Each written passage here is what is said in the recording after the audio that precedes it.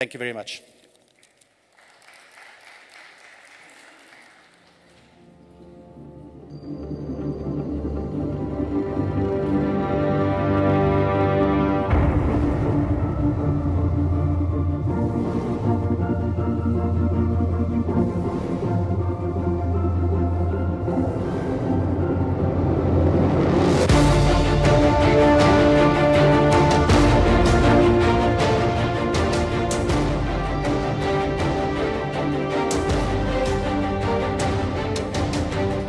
The local economy in Cape Town experienced an injection of over 552 million rand in revenue over the last 8 years by hosting this mining Indaba.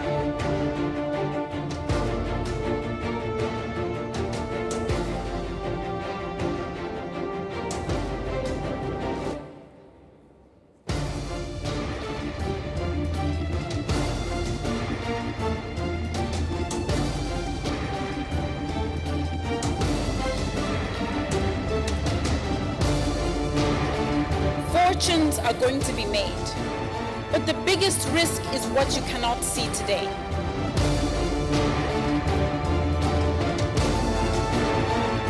I think for the 2015 mining Indaba, it's all about survival. It's all about adapting to conditions of yet lower commodity prices, lower oil prices, and an environment where capital is still very hard to come by.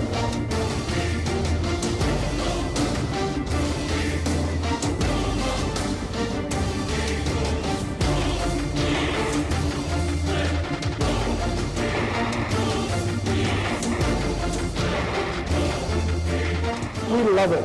It's benefit all around for everybody. And this year is going to be a boom year.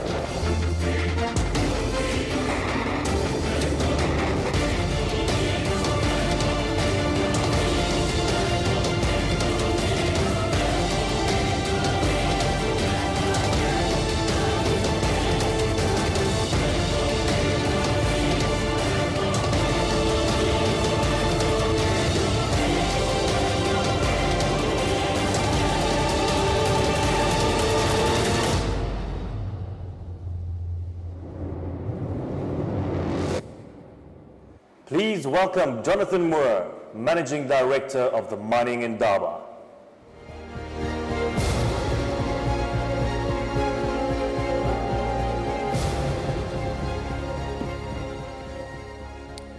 Your Excellencies, Honorable Ministers, distinguished guests, welcome to the 2015 Investing in African Mining Indaba. I would like to extend a warm welcome to Minister Ramathloti and thank our host country of South Africa and the wonderful city of Cape Town. We begin 2015 looking at how critical yet transformational the last 12 months have been for the global mining sector. We are facing the most challenging market we've seen in decades. Global economic growth has been slow, commodity prices continue to lag, and robust opportunities in other markets have held investment in our sector in check. Despite this uncertainty, we come here with a common vision that our collective future remains bright. Over the past 2 years, mining companies have made unprecedented strides to address operational efficiencies, restructure finances and businesses, and sharpen their focus on their core strengths. African economies have shown the world that they continue to mature by supporting sectors beyond natural resources and minimizing the impact of commodity cycles. And finally, we can be excited by the large amounts of capital, including private equity, which are waiting to flow back into our sector. This will mean that 2015 will most likely be a year of transition and mixed realities. Companies who have made an effort to change will move past their peers. Countries with progressive policies and legislations will continue to emerge as investment destinations, and individual commodities will outperform. Savvy investors need insights and information to capitalize on the opportunities across all of Africa, and the mining Indaba provides that platform. Similar to the global industry in mining, the past year has been a pivotal one for the mining Indaba. Last February, we came together here in Cape Town in the wake of the passing of Nelson Mandela, with a global economy in desperate shape and commodities and companies reeling, labor unrest in many key areas. Still, 7,000 professionals gathered here in Cape Town to discuss trends, reconnect with key players, establish new relationships, and make deals. As these delegates walk through our doors, we were adding a new layer to our foundation. We introduced the Mining Indaba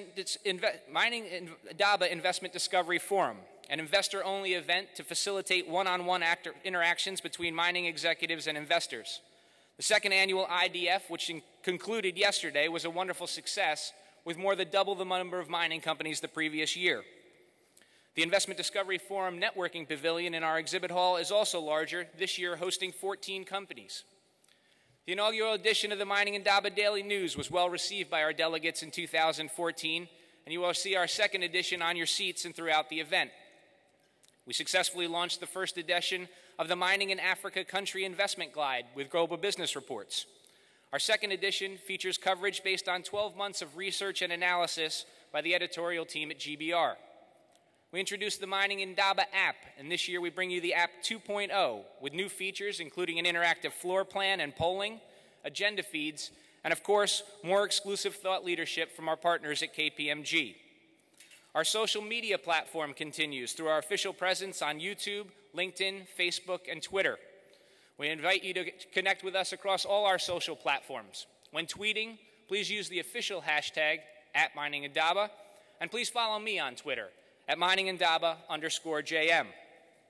We continue our social initiatives and maintain our commitment to investing in the next generation of mining leaders. Our Mining Indaba bursary program experienced a 25% increase in applications in 2015.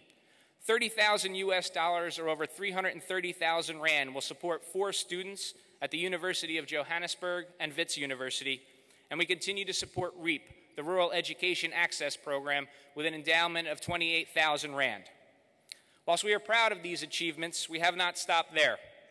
This year, we introduced 2 new exciting elements to the Mining Indaba. First, we launched a series of country-specific investment guides, which will give participants a 360-degree perspective into the mining investment opportunities within specific countries. These clinics will offer far more depth on select countries than has been seen at previous Indabas, and this year we will focus on Ghana, Guinea, and South Africa. We have launched also the Mining Indaba VIP Investor Program. This program offers concierge services including exclusive access to the JSE VIP Investor Lounge, materials, and one-on-one matchmaking to ensure investor engagement is personalized. All this is supported by a newly added investor relations leader on the Mining Indaba team. Finally, our most significant change occurred in July of 2014, when Euromoney Institutional Investor acquired Mining Indaba. With a global media powerhouse as its new owner, Mining Indaba can further extend its reach in global mining and leverage its strong position in the investment sector. 2015 is therefore a year of reaffirmation for the Mining Indaba. You will receive a return to focus of our core mission of uniting mining companies, mining ministers, and investors to put capital to work in the mining sector on the African continent. This can be seen in many areas, but none more prominently than in our content. This year, the investors take the center stage at Mining Indaba with 3 high-level investor panels, including one developed in partnership with and led by our colleagues at Institutional Investor. Our keynotes are by far our most high-profile to date. Over 20 African ministers will address our delegation, and over 15 mining corporates featuring Africa's most robust investment opportunities will take our stages. All this will ensure that the content at the 2015 Mining Indaba will be far and away our strongest ever. The Mining Indaba could not be a success without the support of our faculty of speakers, investors, mining executives, and corporate leaders, and the companies represented on our exhibit floor. And I would like to thank all of our participants for their continued support. Investors, fund managers, mining analysts, members of the press, investment specialists, mining executives, and ministerial leaders, we have arrived at the world's preferred deal-making platform for African mining. This is where the world connects with African mining. This is the 2015 Mining Indaba. At this time, it is my honor to introduce Honorable Minister Ramathlati, the Minister of Mineral Resources for the Republic of South Africa. The Minister is a founder member of the University of North Arts and Drama Association and the Azanian Students Organization, later known as the South African Students Congress. He has helped the Congress of South African Students. He was the director of the ANC Policy Institute from 2004 to 2009. He has headed the ANC Elections Committee from 2008 to date, and he has served as a member of the Judicial Service Commission from 2010 to date. This is the Minister's first address at the Mining Indaba, and we are honored to have him join us. Ladies and gentlemen, please join me in welcoming Minister Ramath Claudy.